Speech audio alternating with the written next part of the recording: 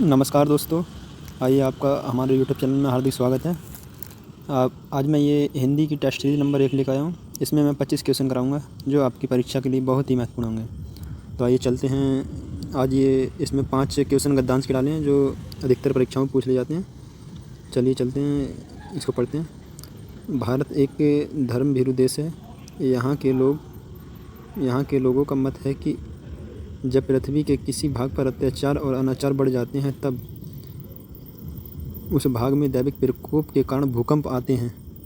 देहातों में यह भी कथा प्रचलित है कि शेष नाग ने पृथ्वी को अपने सिर पर धारण कर रखा है। उसके 7 सिर हैं। जब एक सिर पृथ्वी के बोझ के कारण थक जाता है तो उसे दूसरे सिर पर बदला जाता है। उसकी इसी प्रक्रिया से पृथ्वी हिल जाती है और भूकंप आ जाता है। अर्थशास्त्रियों का तर्क है कि जब पृथ्वी पर जनसंख्या ज़रूरत से अधिक बढ़ जाती है तो पृथ्वी उसे संतुलित करने के लिए भूकंप उत्पन्न करती है। भूकंप का कारण कोई भी क्यों ना हो, पर इतना निश्चित है कि यह एक दैविक प्रकोप है जो अत्यधिक विनाश का कारण बनता है। यह जानलेवा ही नहीं बनता बल्कि शताब्दियों की मेहनत और परिणाम को भी नष्ट कर देता है। बिहार, बंगाल, उड़ीसा आदि बड़े विनाशकारी भूकंप देखे हैं। हजारों लोग मौत के मुंह में चले गए। भूकंप में दरारें पड़ गईं जिनमें जीवित प्राणी समा गए। पृथ्वी के गर्भ से इस प्रकार की विषैली गैसें उत्पन्न हुईं जिनसे प्राणियों का दम घुट गया। भूकंप के कारण जो लोग धरती में समा जाते हैं उनके मृत शरीरांग को बाहर निकालने के लिए धरती की खुदाई करनी पड़ती है। यातायात के साधन नष्ट हो जाते हैं। बड़े बड़े भवन धराशायी हो जाते हैं। लोग बेघर हो जाते हैं। धनवान अंकिचन बन जाते हैं और निर्धन को जीने के लाले पड़ जाते हैं। अब आइए इससे जो प्रश्न बनता है उस प्रश्न पर चलते हैं। गद्यांश के आधार पर भूकंप के लिए गाँवों में कौन सी कथा प्रचलित है? आइए बताइए इसमें कौन सा प्रश्न है, कौन सा इसका ऑप्शन होगा। तो गद्यांश के आधार पर भूकंप के लिए गाँवों में कौन सी कथा प्रचलित है? तो गाँवों में ये है कि पृथ्वी को शेषनाग ने अपने सिर पर धारण कर रखा है। ठीक है, ऑप्शन यही वाला जो पढ़ा था आपने उसमें था। ऑप्शन नंबर 1 है इसका आंसर।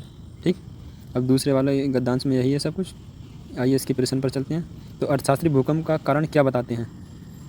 मानसिक तनाव का बढ़ना, जनसंख्या का ज़रूरत से ज़्यादा बढ़ना। इसका ऑप्शन नंबर 2 है।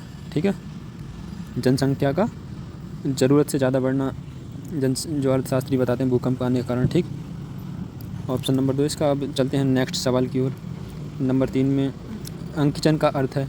तो अंकिचन का अर्थ इसमें क्या है? लालची, इच्छुक, दरिद्र या संपन्न।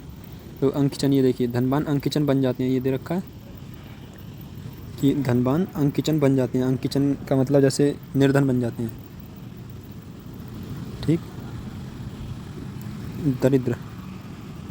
ठीक है, तीसरा है। अब चलते हैं नेक्स्ट सवाल की ओर। तो गद्यांश के आधार पर देवी प्रकोप के कारण क्या होता है?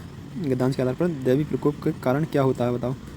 लोग मर जाते हैं, भूमि में दरारें पड़ जाती हैं, भूकंप आता है। देवी प्रकोप का कारण इसमें है नंबर 3, ऑप्शन नंबर 3। ठीक, भूकंप आता है ये।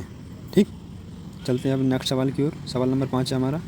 भूकंप के कारण जो लोग धरती में समा जाते हैं उनके शरीर के लिए क्या किया जाता है? तो इसमें दे रखा है ये धरती की खुदाई की जाती है। ठीक है, ऑप्शन नंबर 2 इसका। अब चलते हैं क्वेश्चन नंबर 6 की ओर। अभूतपूर्व शब्द में कौन सा समास है? बताएं अभूतपूर्व शब्द में कौन सा समास है? तो इसका ऑप्शन नंबर 2 है, अव्ययीभाव समास। ठीक, अब चलते हैं नेक्स्ट क्वेश्चन की ओर। चक्रपाणी में कौन सा समास है? चक्रपाणी में बताओ कौन सा समास है? इसमें भी ऑप्शन नंबर 2 है, बहुब्रीहि समास है। ठीक, चलते हैं नेक्स्ट सवाल की ओर। दिए गए शब्द के पर्यायवाची शब्द का चयन करें, यानी कि तालाबेस का पर्यायवाची शब्द कौन सा है? तो इसका ऑप्शन नंबर 2 है। ठीक, पोखर। चलते हैं नेक्स्ट सवाल की ओर। गिरहा शब्द किसका उचित पर्यायवाची शब्द होगा? बताएं कौन सा है इसमें। तो गिरहा शब्द का इसका ऑप्शन नंबर 1 है, घड़ियाल का उचित पर्यायवाची है। ठीक, चलते हैं हम नेक्स्ट सवाल की ओर। सवाल नंबर 10 है हमारा। दिए गए विकल्पों में निकृष्ट शब्द का विलोम क्या होगा? निकृष्ट शब्द का विलोम क्या है बताइए। इसका ऑप्शन नंबर 4 उत्कृष्ट होता है। निकृष्ट का विलोम होता है उत्कृष्ट। ठीक, चलते हैं नेक्स्ट सवाल की ओर। सवाल नंबर 11, संपन्न शब्द का विपरीतार्थक शब्द होगा कौन सा, बताओ इसका। विपन्न होगा, दरिद्र होगा या समृद्ध। संपन्न का बताओ। तो इसमें विपन्न और दरिद्र दोनों इसके विपरीतार्थक हैं। ठीक है, संपन्न का मतलब समानार्थी तो समृद्धि हो गया, और इसके विपरीतार्थक ये दोनों दरिद्र और विपन्न, तो इसका मतलब ऑप्शन नंबर 4। ठीक है, चलते हैं हम नेक्स्ट सवाल की ओर। निम्न में से तद्भव शब्द का चयन कीजिए। तद्भव शब्द इसमें कौन सा बताओ। इसका ऑप्शन नंबर 3 है। ठीक, मीत। मीत एक तद्भव शब्द है। चलते हैं नेक्स्ट सवाल की ओर। सवाल नंबर 13 हमारा, मुनीस का सही संधि विच्छेद क्या होगा। इसका संधि विच्छेद करिए, क्या होगा। मुनि प्लस ईस। ठीक है, इसका ऑप्शन नंबर 1। चलते हैं नेक्स्ट सवाल की ओर। महिष का संधि विच्छेद क्या है। मही प्लस ईस। ठीक है, मही प्लस ईस से, ऑप्शन नंबर 1। चलते हैं नेक्स्ट सवाल की ओर। अन्य देशों का पुरुष के लिए उचित शब्द कौन सा होगा। कौन सा होगा अन्य देशों के लिए पुरुष का उचित शब्द, बताएं जल्दी, कमेंट बॉक्स में बताएं इसका आंसर। तो अन्य देशों का पुरुष के लिए उचित शब्द होगा उपही। ठीक है, इसका ऑप्शन नंबर 2 है। अन्य देश का पुरुष के लिए उचित शब्द है उपही। उपही बोलते हैं इसे अन्य देश के पुरुष को। ठीक है, चलते हैं नेक्स्ट सवाल की ओर। जो नाटक का सूत्र धारण करता हो वाक्यांश के लिए एक शब्द होगा कौन सा है, इसका बताओ। जो नाटक का सूत्र धारण करता हो उसे कहते हैं सूत्रधार। ठीक, ऑप्शन नंबर 2 है इसका। चलते हैं नेक्स्ट सवाल की ओर।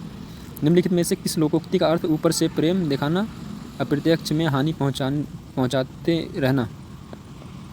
ठीक है, इसका ऑप्शन नंबर 1 ही है, जड़ काटते जाना और पानी देते रहना। ठीक है, ये। चलते हैं नेक्स्ट सवाल की ओर। गंगा नहाना मुहावरे का सही अर्थ बताइए। तो इसका ऑप्शन नंबर 3 है, अपना कर्तव्य पूरा करके निश्चित होना। ठीक, चलते हैं नेक्स्ट सवाल की ओर। निशानेबाजी में उसकी टक्कर का कोई प्रतिद्वंदी नहीं है। इसमें त्रुटि बताइए कौन सा, ए में त्रुटि, बी में या सी में या डी है, बताओ। तो इसमें निशानेबाजी में उसकी टक्कर का कोई प्रतिद्वंदी नहीं है, तो इसका ऑप्शन नंबर हो जाएगा बी। ठीक, उसकी टक्कर नहीं, उसके टक्कर का होगा इसमें। ठीक है, उसकी की जगह उसके है, ये इसमें गलती है। ठीक, तो इसका ऑप्शन नंबर बी सही है। चलते हैं अब नेक्स्ट सवाल की ओर। अपने अपनी किताबें बस्ते में रखो में त्रुटि कौन सी है, बताओ। ए में, बी में। तो इसका तो ये अपने अपने हैं, ये गलत है, इसमें अपनी अपनी आएगा इस जगह, इसका ऑप्शन नंबर ए गलत है। ठीक, चलते हैं निम्नलिखित में से कौन सा शब्द स्त्रीलिंग नहीं है।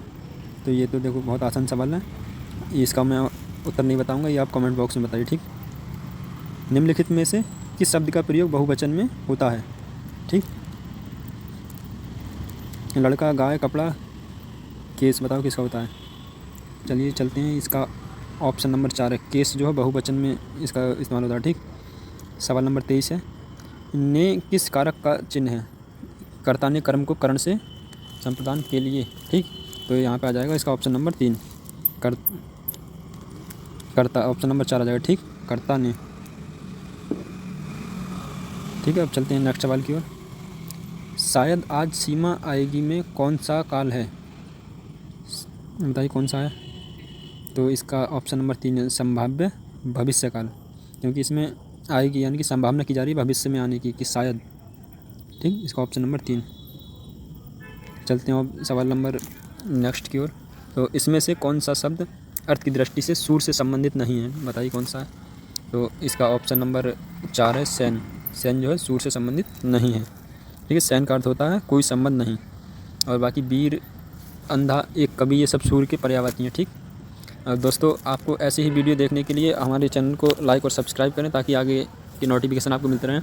और मैं एक बात और कहूँगा आपसे कि मैंने ये केवल इसका एक जो ऑप्शन है आंसर वही बताया है। और आप चाहते हैं कि मैं सभी को आंसर बताते हुए चलूँ, आपको जो चारों ऑप्शन है चारों को हल कराता चलूँ, तो आप कमेंट बॉक्स में बताएं। या आपको अगर यही ऐसी ही सीरीज़ पसंद है तो मैं ऐसे ही लाता रहूँगा। ठीक है, ताकि ज़्यादा समय वेस्ट ना हो, इसीलिए मैंने केवल इसका आंसर बताया है। अब अगर आप चाहें तो मैं सबको सॉल्यूशन ही बता के चलूँगा जितने चारों ऑप्शन हैं। ठीक है, तो हमारे चैनल को सब्सक्राइब करना ना भूलें। ठीक है, अब मिलते हैं नेक्स्ट वीडियो में।